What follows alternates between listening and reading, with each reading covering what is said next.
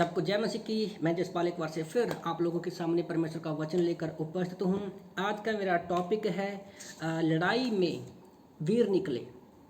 तो इब्रानी की किताब अध्याय 11 वचन 34 में हम लोग पढ़ते हैं कि लड़ाई में वीर निकले और विदेशियों की फौज को मार भगाया।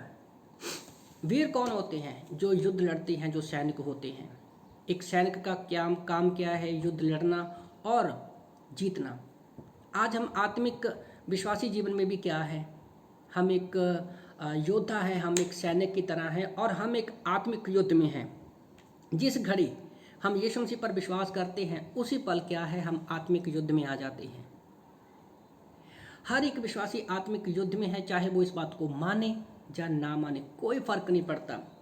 पर प्रभु का वचन कहता है अफिसियों की किताब अध्याय 6 वचन 10 में कि तुम जो है आत्मिक हथियारों को बांध लो। प्रभु का वचन कहता है कि तुम परमेश्वर के सारे हथियार बांध लो ताकि तुम शैतान की युक्तियों का सामना कर सको।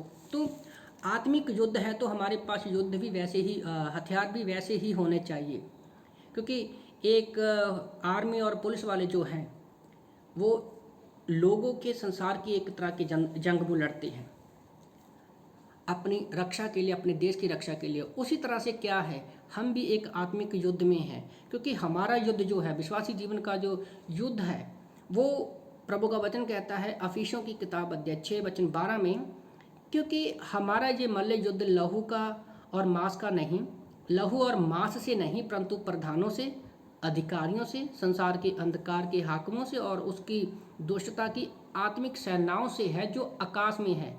तो हमारा युद्ध संसार के लोगों से नहीं है।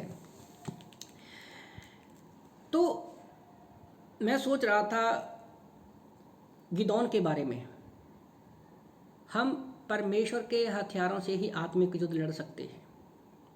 तो गिदोन जो था उसके बारे में जब न्यायियों की किताब अध्याय 6 वचन 14 में न्यायियों की किताब अध्याय 6 वचन 12 में परमेश्वर गिदोन को दर्शन देकर कहता है, हे शूरवीर।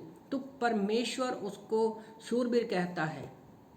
हर एक विश्वासी के अंदर क्या है, परमेश्वर हर एक विश्वासी को एक शूरवीर की तरह देखता है।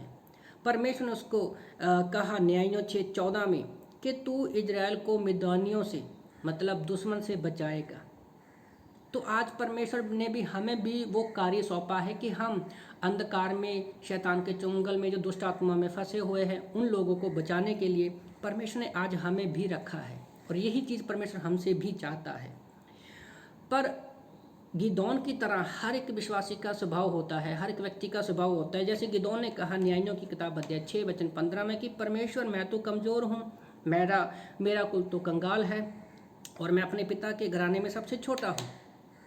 हाँ, हम कंगाल ही थे, पर जब हम यीशु मसीह पर विश्वास करते हैं तो हम परमेश्वर की संतान बन जाते हैं।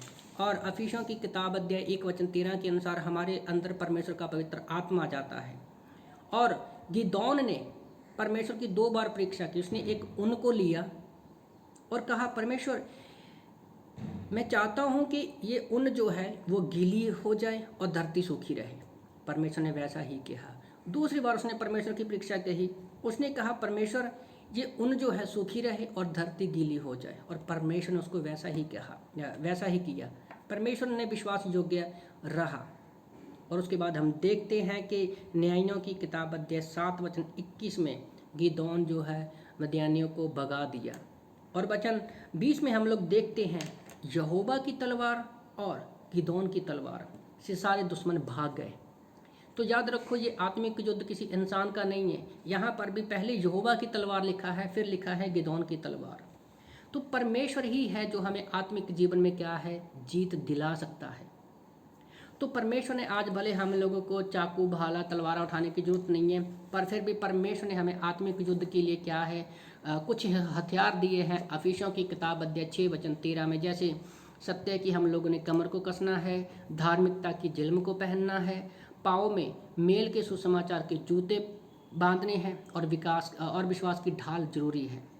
उसी तरह से हमें आत्मा में प्रार्थना करते और विनती करते रहना है और हमें हमेशा जागते रहना है, ताकि हम लड़ाई में वीर निकले और जीत निकलें, ताकि शैतान की सारी ताकतों को हरा सके। तो इन वचनों से प्रभु आपको आशीष दे।